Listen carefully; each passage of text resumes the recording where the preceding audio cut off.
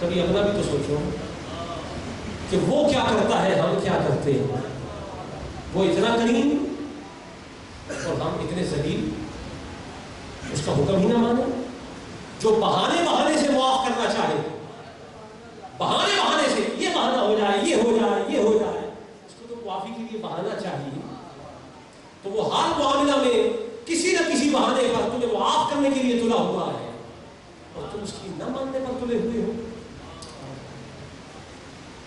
آج کی رات میں اپنا احتساب کرو، آج انقلاب کی رات ہے، آج اپنے من کی دنیا کو بدلنے کی رات ہے۔ بدلو اپنے دل کی دنیا کو، آؤ اس دل میں اس کو بسا لے کہ جو بس جائے تو پھر بندہ جہنم کو نہیں جایا کرتا۔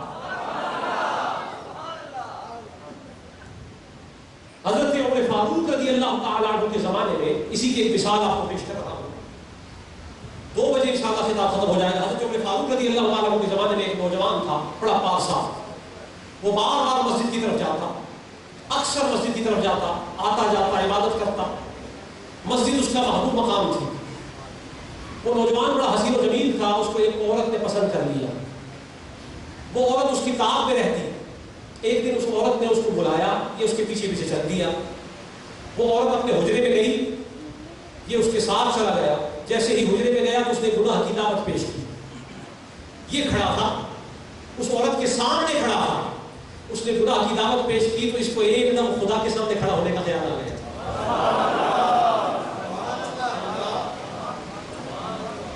بدکاروں کے سامنے کھڑا ہے، یہ نیکوکاروں کی تو یہ منش ہوتی ہے، ان کے تو شعار ایسے ہوتے ہیں، ان کا طریقہ کار ایسا ہوتا ہے۔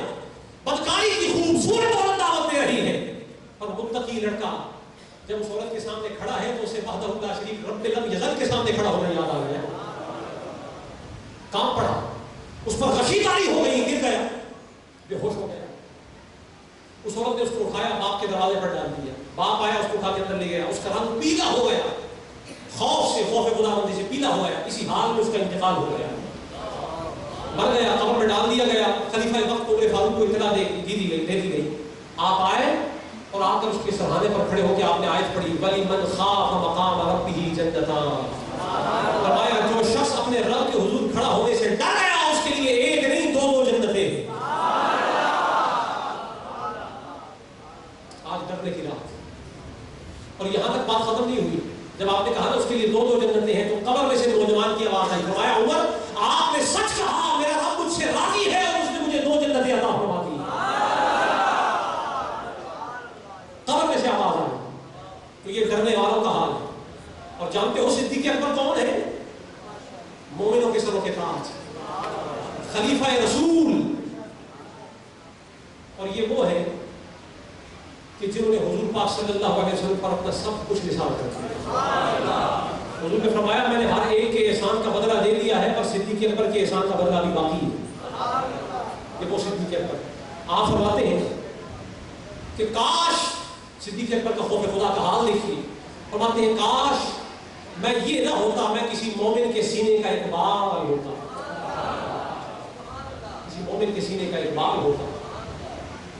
اور حضرت عمر فاروق فرماتے ہیں جب قرآن کی آیت سنتے بے ہوش ہو جاتے، اور آپ نے ایک دفعہ ایک تنکا اٹھا لیا، تنکا، اور تنکا اٹھا کر اس کو ایسے اٹھایا، اٹھا کر کہا کاش میں ایسا تنکا ہوتا اور اس سے زیادہ کوئی قابل ذکر چیز نہ ہوتا، کاش میری ماں مجھے نہ جانتی،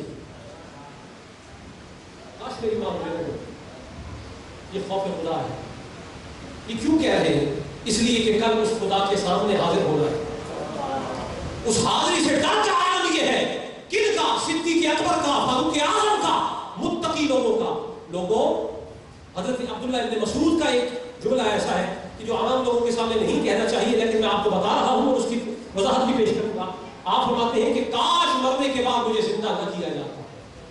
اب یہ عقائد کے علاوہ ہے، عقائد میں تو یہ ہے کہ زندہ کیا جاتا، لیکن آپ کہتے ہیں کہ کاش میں مرنے کے بعد زندہ نہ کیا جاتا۔ ابن کثیر نے اس کو اپنی تفسیر میں نقل کیا ہے اور وضاحت یہ پیش کی ہے کہ عبداللہ ابن مسعود خوف خدا، خشیت خدا کی سبب سے، خدا سے ڈر کر ان کا حال یہ ہو گیا تھا کہ وہ رب کا سامنا کرنے کی جسارت نہیں چاہتے۔ کاش میں زندہ نہ کیا جاؤں، اس خدا کے سامنے جاؤں گا تو میرا حال کیا ہوگا؟ تو صدیق اکبر، فاروق اعظم، عبداللہ ابن مسعود اور متقی لوگوں کا تو یہ حال ہے، اور میرا اور آپ کا یہ حال ہے کہ دل میں خوف خدا ہی کوئی نہیں۔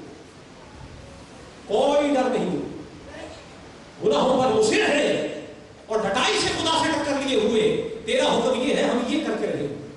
लोगों बदल जाओ, आज भी मोहलत है, गनीमत जान लो मिल बैठने को, जुदाई की घड़ी सदा खड़ी। हजरत उमर फारूक ने हजरत काब अहबार साहबियों से कहा कि मुझे कुछ डर की खौफ की बातें सुनाई। तो हजरत काब अहबार ने खलीफा कौम से कहा कि ऐ उमर फारूक, अगर क़यामत के दिन आप 70 अंबिया जैसे आमाल लेकर भी चले जाएं, 70 अंबिया जैसे भी, तो फिर भी अहवाल क़यामत देख कर आप अपने अमाल को हकीर जानेंगे।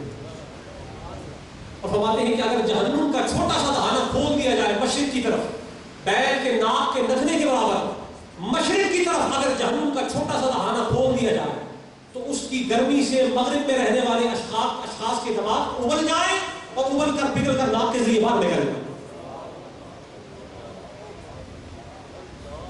आपने क्या समझ रखा है? एक बुजुर्ग थे,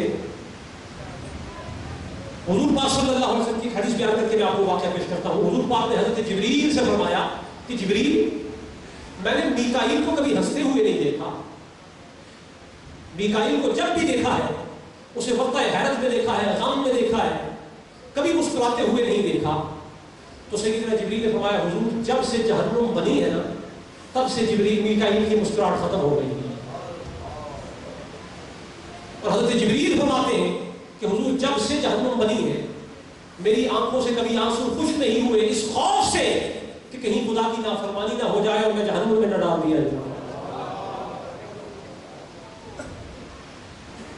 अगर जिब्रील अमीन और मीकाईल जैसे मुकर्रब फरिश्तों का ये हाल है कि फरिश्ते तो मुकल्लफ नहीं है, लेकिन उसके बावजूद खुदा से खौफ का ये आदम है, तो मेरा और आपका हाल क्या होना चाहिए? आप हसनैन करीमैन को जानते हैं? कौन नहीं जानता?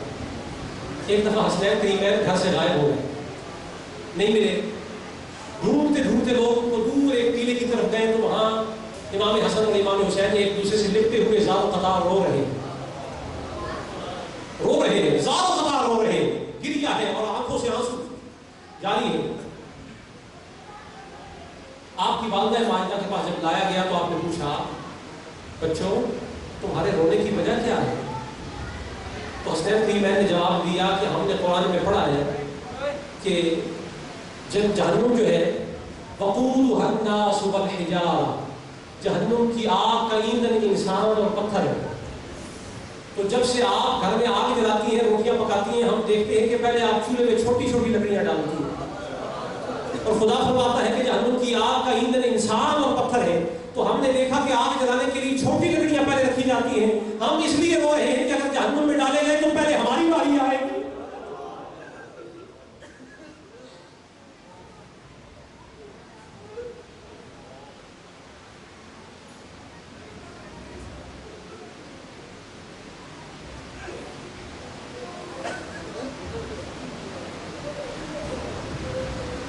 करीमैन रसूलुल्लाह के नवासे, जन्नतियों के सरदार,